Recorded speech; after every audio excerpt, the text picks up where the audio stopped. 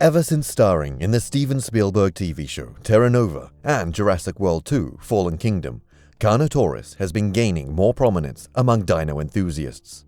Carnotaurus is best known for its devilish-looking horns situated above the eyes and its comically small arms. In this video, we will explore 10 fascinating facts about the meat-eating bull. So, let's begin. Number 1. It was discovered in 1984.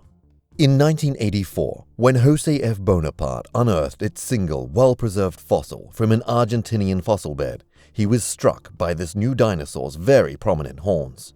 He eventually bestowed the name Carnotaurus, or meat-eating bull, on his discovery. One of the few instances in which a dinosaur has been named after a mammal. Another example is Hippodraco, the horse dragon.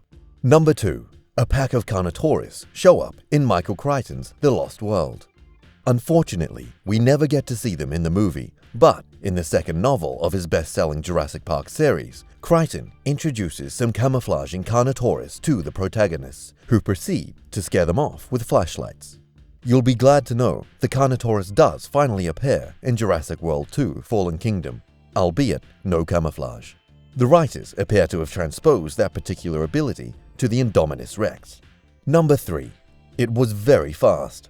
According to a recent analysis, the cardiofemoralis muscles of Carnotaurus thighs weighed up to 140 kilograms each, accounting for a significant proportion of the dinosaur's 1 US ton weight. Combined with the shape and orientation of its tail, this suggests that Carnotaurus could sprint at unusually high speeds, though not at the sustained levels of its slightly smaller theropod cousins, the ornithomimid, bird-mimic dinosaurs of North America and Eurasia. Number 4. Those devilish horns may have been combat-ready. We are used to seeing horns on herbivores and even modern-day mammals like elephants and rhinos, but rarely on carnivores. One theory is that rival Carnotaurus often engaged in a duel. Each horn's upper side was broad, flat, and seemingly capable of withstanding considerable stress during head-to-head combat. However, a 2009 analysis argues that Carnotaurus' skull couldn't endure constant, rapid frontal blows. Thus, these dinos likely preferred slow, deliberate shoving matches. Number 5. Carnotaurus had ludicrously tiny arms. The T-Rex is often ridiculed for his tiny appendages, not realizing that Carnotaurus' limbs were even more puny.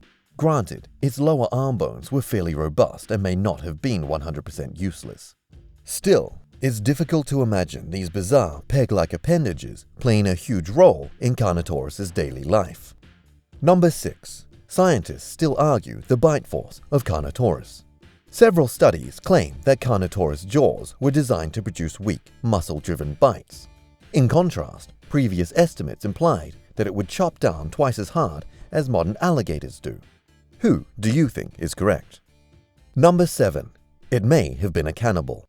Distinctive bite marks have been located on the bones of Majungasaurus, one of the cousins of Carnotaurus from Madagascar. These perfectly correspond to the known dimensions of Majungasaurus' jaws and teeth, implying that these dinos frequently made meals of each other. Scientists are yet to determine whether Carnotaurus indulged in similar behavior. Number 8. We know a lot about Carnotaurus' skin. Fossilized skin impressions suggest that Carnotaurus' hide was covered in small scales, with a smattering of bony lumps called osteoderms. So, the rendition seen in Jurassic World 2: Fallen Kingdom appears to be very accurate.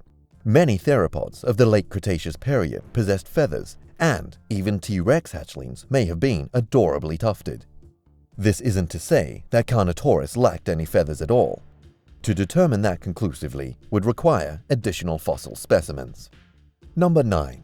It may have swallowed its prey whole. As mentioned earlier, Carnotaurus wasn't equipped with a very powerful bite, only a fraction of the pounds-per-inch bite force wielded by larger carnivores like T-Rex. This has led some paleontologists to lean towards the theory that Carnotaurus preyed on much smaller animals of its South American habitat, though not everyone concurs.